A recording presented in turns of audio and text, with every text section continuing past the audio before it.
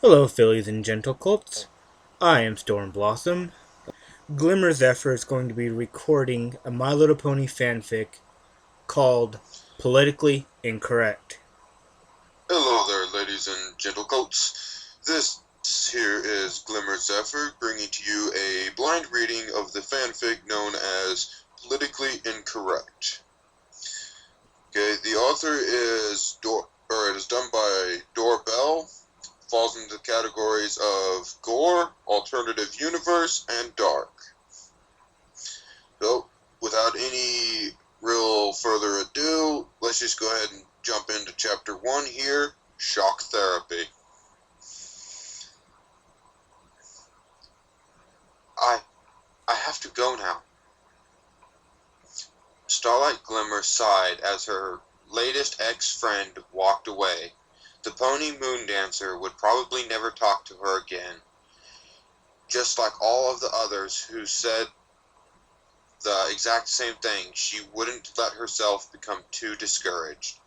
It had been like this in the Equestria she knew too. The first time it had taken her years to gather a following large enough to retreat from civilization's norms and begin practicing what she preached. Not that she had learned nothing from the experience. This time every pony would keep their cutie marks until she was ready to give up her own. If there was one thing that had turned her town against her besides that accursed Twilight Sparkle, it was her own hypocrisy.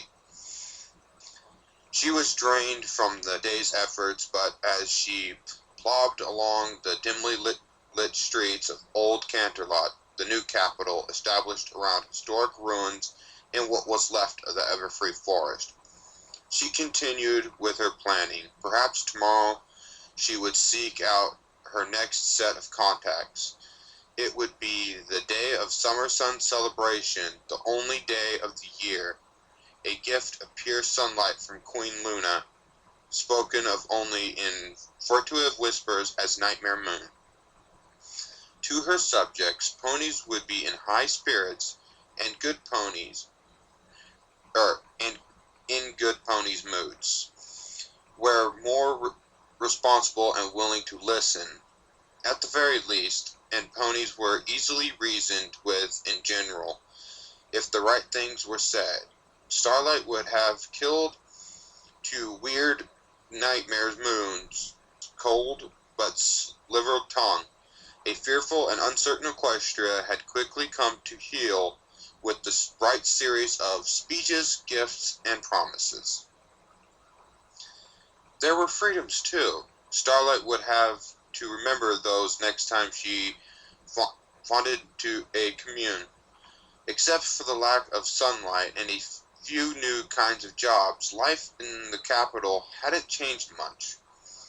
Nobles still bickered and postured, though within new boundaries. Starlight appreciated that the Queen had seen fit to rein in her materialistic superficiality, and most business continued as usual. Even bakeries, restaurants, and groceries. Food imports had been banned, forcing ponies to discover that their crops grew perfectly well in the nourishing moonlight.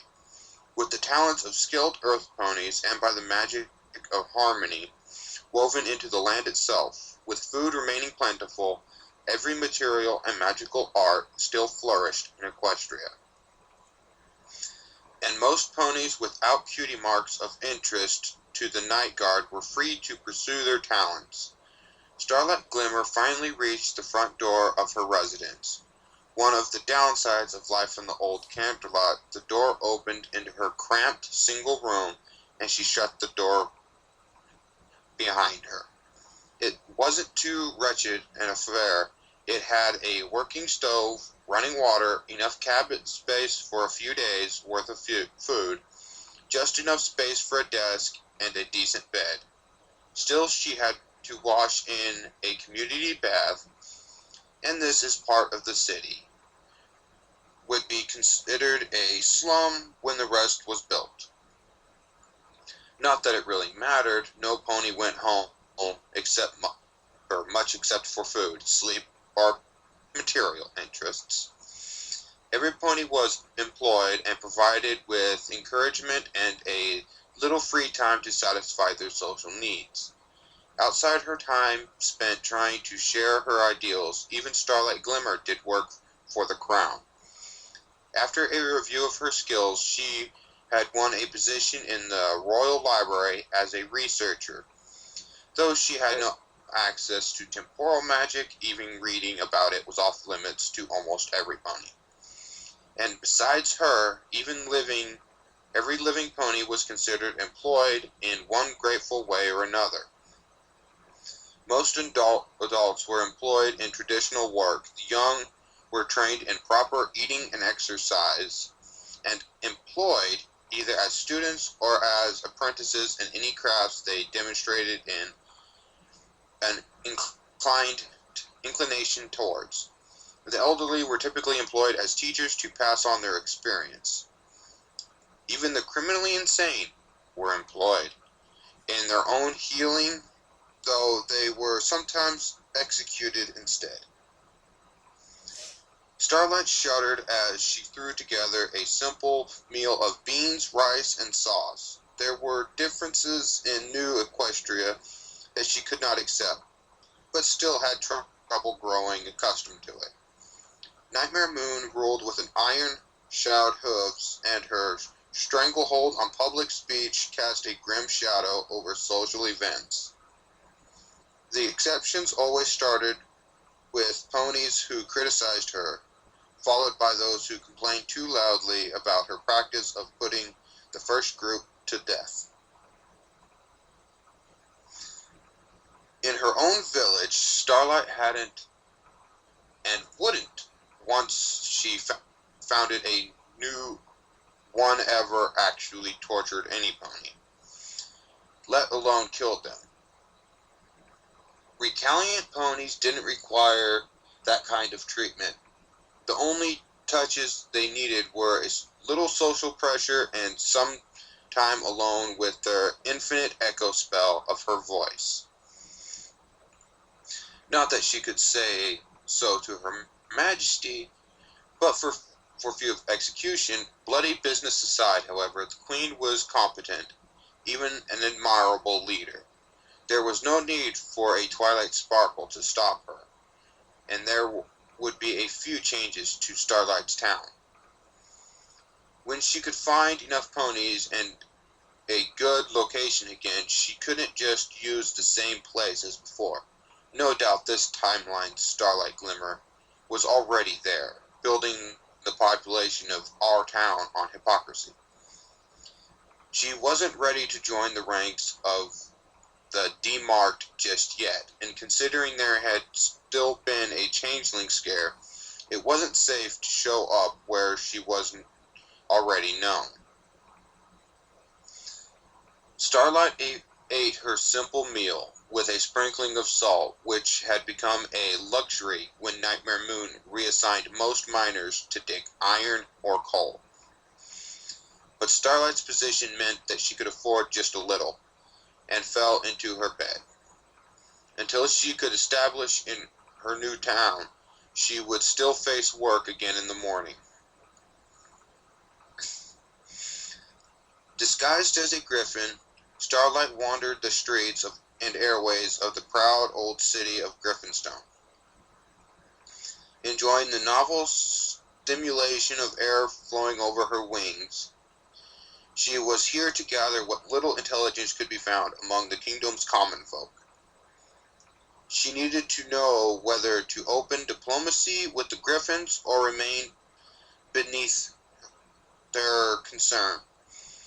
There was still information that could be gathered by listening to the commoners talk about the flow of food and materials, and even from the state and number of city guards. Of the latter, there were quite a few. Hopefully, that focus on home meant to the Griffin Kingdom wasn't currently preparing another military expansion or major raid. Shouting beside and far below caught Starlight's ear. She turned to hover as a guard flew up, into her face. You can't fly here. The griffin stallion? Was that the right word? He had an authoritative bark that demanded Starlight stand to and salute. Yes, sir, she shouted back. Land immediately. There's no flying or diving over auction sites. Yes, sir. Under the guard's wary eye, she swiftly spiraled to the ground. He softened the instant she folded her wings away. Thank you for your cooperation, ma'am. It's for everybody's good and safety. We've had too many thefts by ruffians who think they're falcon-blooded. Those damned peregrines and their air shows are ruining our youth. He took his head. I'm returning to my patrol, but completely off the record. You should be at the Beaded Boar this evening.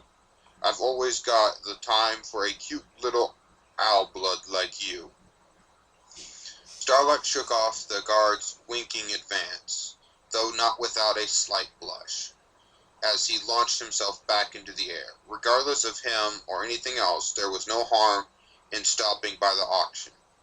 Now that she was nearby, it could prove interesting, and it would serve to gather a whole crowd of griffins.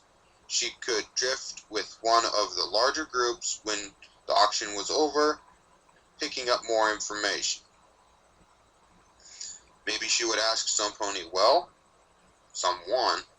where to find this bearded boar.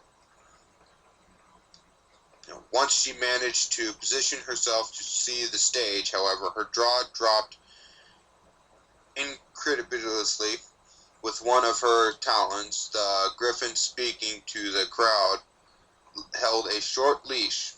The leash was attached to a simple, durable collar, one wrapped around the neck of a young Pegasus filly. The sky blue foal was crying and struggling to get away from the griffin, but a simple rope kept her from running or spreading her legs to get a flying posture, and her wings were bound tightly to her sides. Now, since the winning bidder has thrown in a little extra to have his meat prepared and shipped rather than do all the grisly work himself, we'll have a public demonstration that I hope all of you will find educational, the griffin announced. He picked the helpless filly up by the rope that ran between her hind hooves, holding her in the air as she struggled and cried. He had to raise his voice to address the crowd over the wailing. Starlight swallowed. Surely this was some sort of perverse show, a farce. Firstly, for the more sensitive souls among us, we must not be cruel to the prey. Not only is it the law, but too much adrenaline will ruin the taste. You only want a little for that rich, gamey flavor, then you must end the affair quickly and without undue pain. This should be about right. The griffin drew a straight razor from a sheath on his right foreleg, and Starlight gasped. This wasn't happening. It couldn't happen. Mommy, I want Mommy, the filly screamed. I want... A quick slash and blood erupted from the dangling filly's throat. Now you must be sure to cut deeply and accurately, as I have, to ensure speed and thus preserve the best possible flavor, as well as to properly drain all the blood. The griffin set his blade down as blood poured down the foal's face and out of her mouth. Once the filly's wings slipped free and beat the air furiously, but her struggles abated quickly as he spoke. The loss of blood would soon kill her, rendered her mercifully unconscious in seconds. Under the butcher's voice, another spoke into Starlight's ear as a griffin bumped shoulders with her. What a sight. It makes you hungry, too, doesn't it? Or does it not? What say we contact the buyer to get a sample? You look like you can afford to split cost. Starlight shut her mouth and swallowed hard against the rising tide of vomit. Griffins didn't drool, but her mouth hanging open, her magical disguise had been doing the closest thing. Ah, feathers, don't tell me you're one of those animal cruelty people. Starlight shook a hot tear off her face. No, no more. She turned to the butcher, who was lecturing about cuts as he carved lines into the filly's side, and shouted. More tears replaced the first, burning her muzzle. No matter. Stop. Stop this madness. Murmurs rippled through the crowd. Heads turned towards her. Just stop. Well then, the butcher turned away from the corpse on the stage and advanced to the edge of his platform, towering over the crowd. An empty circle formed around Starlight Glimmer as the crowd distanced herself from her. She swallowed a knot in her throat. The too familiar feeling of abandonment gnawed at her as she forced herself to meet the griffin's gaze. After a moment, the butcher snarled, An owl dares speak so to a fine, outstanding son of the eagle bloodline. Murmurs sounded throughout the crowd again, this time of disapproval. Then someone coughed. An owl, my lord. That's a pony. Starlight froze in alarm, but she was disguised. She glanced at herself and saw the pink mare she was familiar with from mirrors and shop windows. No, she had been disguised. What had happened? Griffins don't have magic. They couldn't have dispelled her glamour that quickly or easily. Well then, the butcher repeated. She hopped off the stage, assisted to the ground before Starlight had a flap of his great wings. Up close, he was even bigger, at least twice her size. The mare took a few steps back out of pure reflex. Well, well, well, it seems the prey got loose. Starlight gulped down another knot. This was bad. This was so bad. But she had survived worse, hadn't she? She continued to meet his eyes in defiance. She had magic. He didn't. Stay back. I know battle magic, she shouted. For emphasis, she cast a spell, blasting every griffin around her back a few steps. Or that was what she meant to do. Instead, her magic gave the eagle griffin a descent of ineffective telekinetic shove. What? She glanced at herself again and recoiled. Her cutie mark was gone. Upon her thighs now rested a familiar gray double bar, her own symbol, and her doom. How adorable! With one huge bird-like foot, he reached up and pet her mane affectionately. Look out, everyone, we have a little war mage on our claws. It's a dragon, cleverly disguised as a pony. Even more cleverly disguised as a dirty owl. She's going to burn me alive. Most of the crowd gasped in mock horror. Starlight thought she heard support for burning the fop, but it was nowhere near loud enough to gain any traction. She didn't even she didn't need a cutie mark. She could do magic just fine without one. She lit her horn again to burn the taunting griffin, and as she did, she staggered backwards, clutching his chest. Whoa, I'm slain, he cried. I burn, if only I had known we were graced by the presence of a dragon. He did not, however, complete his act, instead of flopping over onto the cobblestones and playing he's dead, he lowered his shoulders into a predatory crouch and grinned. "My turn," he purred. "Run."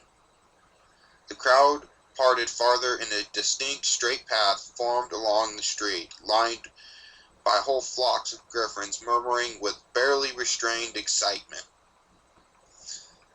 "But this isn't—" "Run." Starlight only needed to be told twice. Visions of herself on that horrible stage danced behind her eyes as she screamed and launched into a flat-out run. After a few seconds of hoof-cracking flight along the cobblestones, she collided with a strong chest and fell backwards. Screwing her eyes shut and curling into a defensive ball, she sobbed, begging some pony, any pony, to save her. As she was swept up into a hug, she didn't dare open her eyes. She was going to be butchered, her throat cut open like an animal, but she accepted this last comfort. She hadn't even made it 50 feet. "Please don't kill me." Starlight Glimmer. The voice was no griffin's. If anything, it was more terrifying. The body she was desperately clinging to was that of Nightmare Moon. I mean, Your Majesty." Starlight hastily disengaged herself, and the dark alicorn let her go. The Griffin village had disappeared. They were alone in a starry void, just the Nightmare, Starlight, and her lingering tears. She prostrated herself on the invisible floor. "Queen Luna, I didn't mean—" "I take no offense from the witless." Nightmare Moon smiled as her insult made Starlight flinch. "And I know you are witless, because tonight you told my dear student, Moondancer, everything." Starlight could have kicked herself for not making the connection. Moondancer hadn't said anything explicit about her mentor, but she had mentioned that she was learning magic from the best. "But you understand now why ponies celebrate the curse of cutie marks, their destiny, and their narrow talents inflicted upon us by discord, all those centuries ago. You have seen the world of my youth, though my memories and the leans of your own fearful dreaming. Even a dated calendar is right on occasion. However, without cutie marks, we are more ourselves. Without them, we are free." The Queen stepped forward. Starlight swallowed. Her Majesty's tone was not at all suggestive of praise. "And we are helpless," Nightmare Moon said. She lowered her head to meet Starlight's eyes, their muzzles almost touching. "And we are food." Starlight scurried backward, and the alicorn straightened up to tower over her once more. "Your Majesty, be silent." Starlight swallowed again and nodded. Nightmare Moon went on. "You must be a changeling, because I executed your double 2 years ago. No matter. When you awaken, you will find yourself confined within Canterlot's asylum for the dangerously malgested."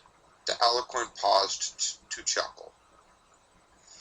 "Celestia's reign has certainly had an influence on language.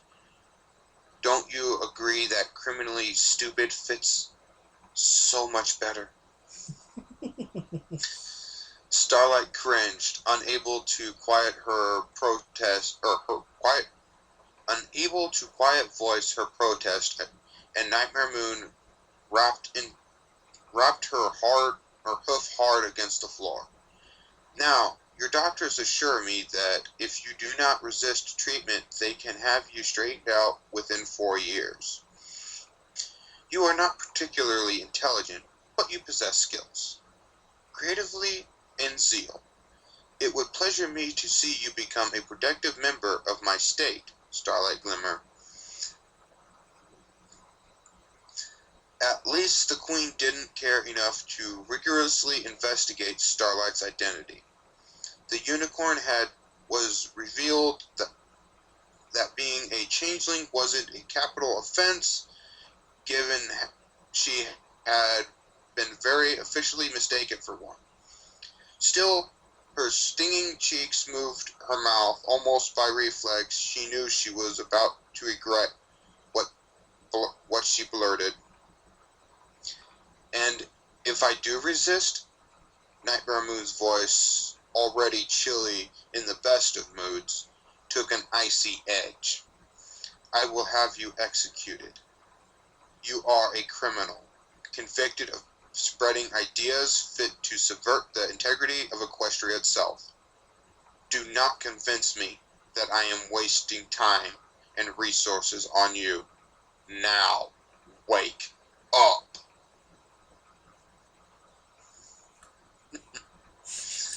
Well, that was interesting.